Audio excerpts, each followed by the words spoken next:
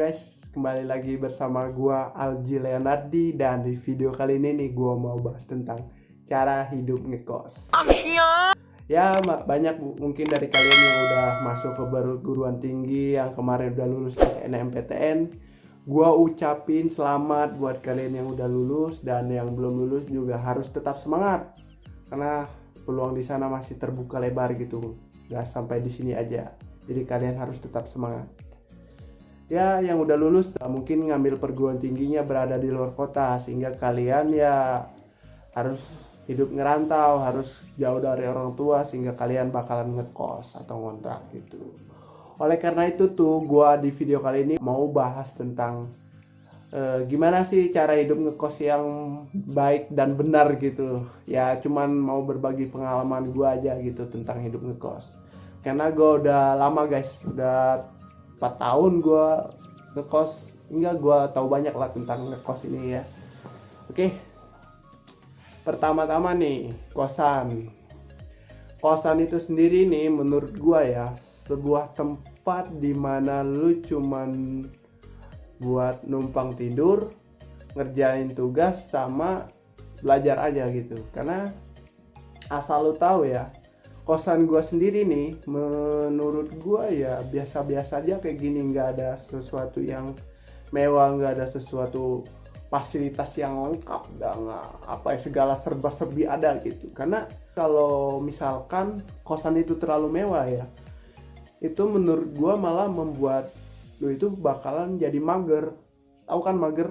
Lu bakalan males buat kuliah, buat ngikutin kegiatan ekstrakurikuler yang ada di luar sana, yang mungkin itu bakalan bermanfaat buat lu sebagai mahasiswa gitu.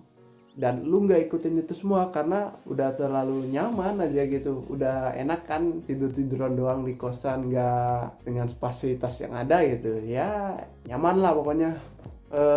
Kalau gue ya pilih kosan itu yang menurut gue nih ya, yang penting aman, nyaman, dan sesuai sama lu gitu. Kalau gua saranin nih, kalau nyari kosan jangan yang terlalu mahal, kecuali orang tua lu ya kayaknya melintir gitu ya, nggak masalah itu mah gitu. Oke ya, tips yang pertama buat lu yang bakal nanti ngekos adalah jangan lupa buat beribadah ya. Karena ketika lu nantinya ngekos, lu bakalan jauh dari orang tua, dan ketika lu ngekos lu nggak ibadah, itu artinya lu juga jauh dari yang maha kuasa. Kalau jauh dari dua-duanya nih, hidup lu bakalan kacau banget guys. Gitu ya. Karena apa? Ibadah ini paling penting menurut gua, karena dia bisa melatih kecerdasan spiritual lu. Dia bakal apa ya, pokoknya membuat lu tuh merasa safety gitu di diri lu. Lu merasa diawasin, lu merasa dijaga gitu. Pokoknya lu jangan sampai meninggalkan yang namanya itu ibadah. Oke, itu tips yang pertama.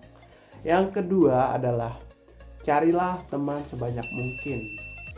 Ya, karena ketika lu di tanah rantau, lu itu cuman hidupnya sendiri mungkin. Misalnya gua nih, gua kan dari Palembang, gua kuliah di Bandung, gua nggak ada sanak saudara di sini, nggak ada siapa-siapa. Alhasil, gua mencari teman sebanyak-banyak mungkin. Karena ketika lu sakit, gak mungkin orang tua lu yang bakal ngurusin lu guys. Karena orang tua lu tuh di kampung halaman sana gitu. Yang bakalan nolongin lu orang pertama adalah orang-orang sekitar lu. Jadi orang-orang terdekat lu lah yang bakalan bantuin lu ketika lu ada apa-apa gitu. Karena orang-orang yang temen-temen yang baik-baik inilah yang ketika dia ada di saat lu senang, saat lu sedih, mereka selalu ada gitu. Bukan temen-temen yang kategori tidak baik menurut gua ya, yang ketika kita senang gitu dia malahan ada, dan sedih, kita sakit, kita ada apa-apa dia malahan ini menjauh gitu. Itu pokoknya jangan gitu.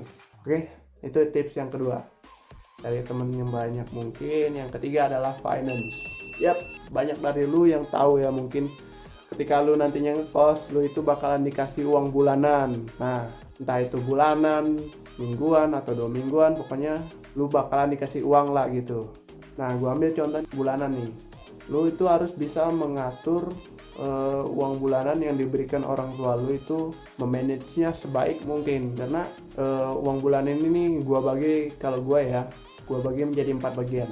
Pertama, uang makan, serba-serbi, tabungan, dan biaya kuliah atau biaya tugas-tugas lah gitu.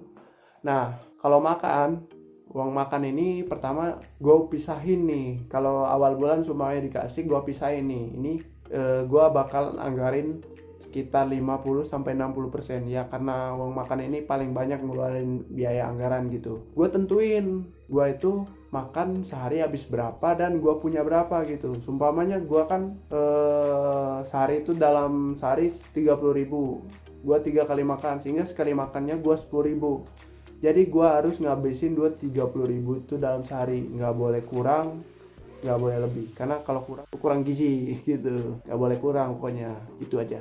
Dan yang kedua adalah uang serba-serbi. Nah, uang serba-serbi ini lebih fleksibel lah, itu menyangkut tentang kebutuhan lu, tentang alat-alat kosan atau apalah segala macamnya gitu. Pokoknya uang makan ada sama serba-serbi itu jangan sampai lebih dari 80%. Ya, karena kalau lu bisa memanagenya dengan baik ya, lu nggak bakalan nih ngerasain yang namanya ketika awal bulan lu bakalan beli di Burger King, lu makan di cafe gitu dan segala macam. Lu akhirnya ketika akhir bulan datanglah lu cuman bisa makan Promax sama mie instan.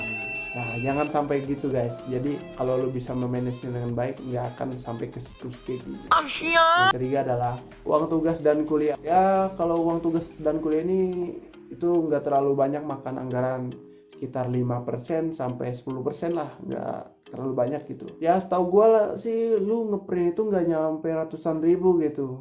Ngeprint segala macam itu nggak sampai lah ratusan ribu gitu. Paling ketika awal-awal kuliah gitu, ketika dosen nyuruh beli buku ini, buku itu yang mungkin banyak ngabisin anggaran gitu. Tips dari gue ya, tips tambahan dari gue nih. Kalau beli buku, bukan beli buku yang di Gramedia yang bukunya emang asli, yang dengan cetakan segokil gitu, itu jarang banget menurut gue ini sekarang mahasiswa yang ngelakuin itu. Karena mahasiswa itu kebanyakan mereka belinya buku bekas di toko buku bekas, dan itu bukan buku asli, itu buku fotokopian, sehingga harganya itu jauh lebih bersahabat lah buat mahasiswa gitu. Kalau dibandingin mah, misalnya lu beli di buku di Gramedia itu harganya 500.000 ya, karena buku kuliah itu mahal gitu, dan lu bisa belinya cuman sekitar 80-100.000 kalau di toko buku bekas gitu. Jadi itu hematnya gokil banget lah. Kalau lebih pintar lagi ya, lu bisa minjem buku dari cutting lu nih, kakak tingkat yang udah nyelesain mata kuliah itu nih. Lu bisa pinjem bukunya. Jadi lu nggak ngeluarin biaya gitu buat beli bukunya gitu. Yang terakhir tentang tabungan ya. Nah, tabungan ini udah gua sisihin nih dari awal-awal ketika gua dikasih uang bulanan gitu. Karena kalau nunggu sisanya berapa gitu baru gua tabungin, itu nggak bakal ketabung gitu. Jadi dari awal bulan gua udah pisahin, misalnya gua dikasih nih 2 juta sebulan, gua tabungin 250, gua tentuin nih 250 ini gua tabungin di rekening yang lain yang nggak biar nggak kecampur gitu sama uang sehari-hari gua. Jadi gua nggak gatel juga ngebelanjainnya gitu. Nah, gitu buat tabungan. Ya, kalau lu nanya nih manfaatnya apa nih buat nabung, manfaatnya tuh banyak banget itu. Salah satu contohnya, ketika lu ada apa-apa, lu bisa pakai uang tabungan lu itu buat beli sesuatu yang emang lu urgen banget, lu darurat lah, lu butuhin ya, lu kayak merasa safety lah buat kalau udah punya uang tabungan gitu. Menurut gue ya, mahasiswa yang parah banget ini kalau yang ketika dia dikasih uang bulanan itu misalnya 2 juta, 2 jutanya itu dihabisin dalam bulan itu parah banget itu kayak gali lubang tutup lubang. Itu bakal membuat sengsara lah lu kalau lu habisin uang bulanan lu dalam sebulan itu gitu. Jadi lu harus punya yang namanya tabungan biar jadi uang cadangan lu ketika lu butuhin gitu. Menurut gua kacau banget lah gitu. Oh ya, tips tambahan dari gua ya. Pertama nih, janganlah sering-sering laundry. Karena apa? Itu bakalan menghemat banget biaya hidup lu. Mending lu beliin yang lain gitu.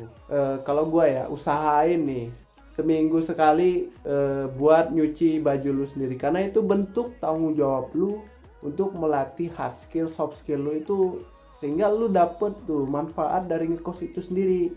Kalau lu tetap mami gitu, lu tetap laundry, itu bakalan membuat hidup lu tuh nggak berkembang gitu, malah lu nggak akan ngedapetin apa hikmahnya dari ngekos itu sendiri. Jadi saran gue sih gitu. Terus selain lu jago dalam hal perkuliahan yang cuma teori dan ilmu pengetahuan itu, lu juga harus jago memanage kehidupan kosan lu. Nggak hanya nyuci ya, masalah yang lain juga kayak bersih-bersih, nyuci piring, dan yang lain-lain itu lu harus lakuin sendiri. Dan yang terakhir adalah bergayalah sesuai kantong. Karena banyak nih, gue paling males sama mahasiswa yang gayanya sosialitas, padahal dia tuh sebenarnya uangnya pas-pasan gitu. Sumpah dah, gue paling benci nih sama orang kayak gini. Gue nggak kasihan, gue nggak ini, bodo amat lu mau kayak gitu. Tapi yang gue pikirin tuh orang tua lu gitu.